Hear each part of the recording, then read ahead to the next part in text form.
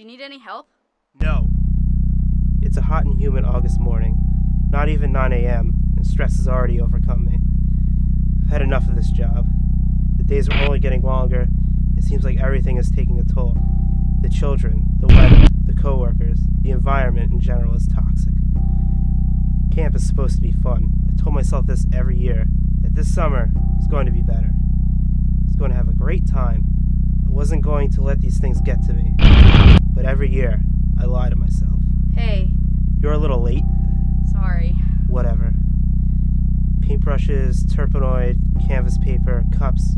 Shit! Do you want me to grab them? Sure. As I watch my assistant hastily make her way to the supply shed, something catches my eye. The source of all my problems. The reason I regret returning summer after excruciating summer. Michelle. Miss Michelle, as she likes to be called, is standing at the end of her table with her own group of kids, all working quietly on their crafts. We lock eyes.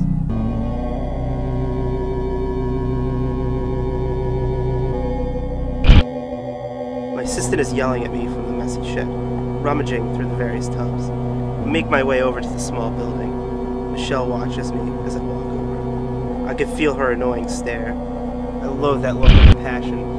It's so emotionless, yet filled with discontent and judgment. I can't find the cups. Just hang out with the kids while I look for them.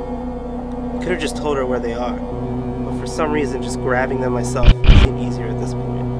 I don't have the patience to interact with another human being right now. I need this second of solitude. I have to calm down. Hey, are you sure you don't need any help? No! God damn it!